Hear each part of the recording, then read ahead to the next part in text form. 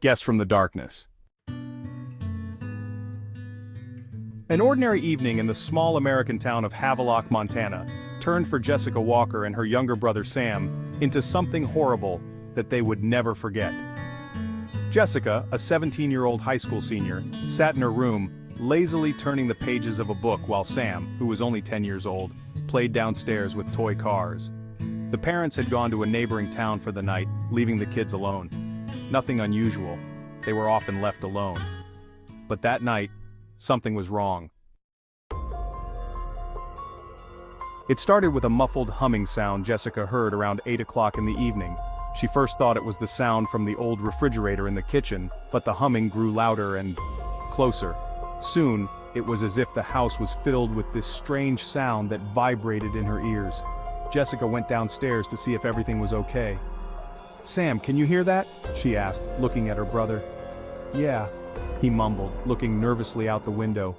"It's like someone's breathing." Jessica went to the window and looked out. It was dark outside, only the moon illuminating the empty road in front of their house.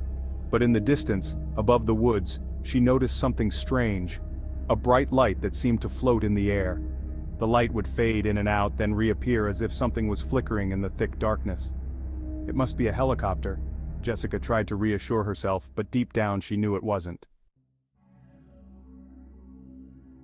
Around 9 o'clock in the evening, the humming became so loud that the walls of the house began to shake. Sam was already crying and Jessica tried to call her parents, but there was no cell phone service. Suddenly everything went quiet. Absolute, deafening silence. "What's going on?" Sam whispered. Jessica didn't know what to say. She had just managed to take her brother's hand when the lights in the house flickered on and off. Darkness enveloped them. And that's when they heard footsteps, slow, heavy footsteps that came from the porch. Jessica froze, pulling Sam against her. The footsteps stopped just outside the door, and a moment later there was a sound like someone running long claws along the wooden surface. "We have to hide," Jessica whispered, trying not to betray the panic in her voice. They lurked in the closet under the stairs. Through the narrow slit in the door, Jessica saw a strange light begin to flicker in the living room. A cold, bluish light, as if it came not from a lamp, but from something ethereal. At that moment the door to the house slowly opened. There was something standing on the threshold. Jessica couldn't explain it, but the creature was wrong. It was tall, thin, with elongated limbs covered in something resembling metal armor. Its eyes, if you could call them eyes, shone with a bright white light. It moved slowly, studying the room as if it sensed the presence of people. Sam couldn't stand it and sobbed. This was their mistake. The creature instantly turned its head in their direction. It made an eerie, vibrating sound like metal scraping.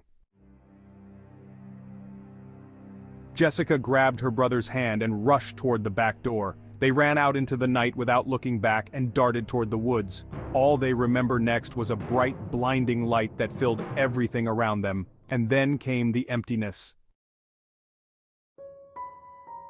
Jessica woke up on the side of the road in the early morning hours. Sam lay beside her, unconscious, but alive. However, neither she nor he could remember what had happened after that light had hit them. The only evidence that it had all been real was the strange circle-shaped burns that now adorned their wrists. Several years have passed, but Jessica still has nightmares about that night. Her brother Sam no longer talks about what happened, but sometimes she notices him looking up at the sky, like he's waiting for them to come back.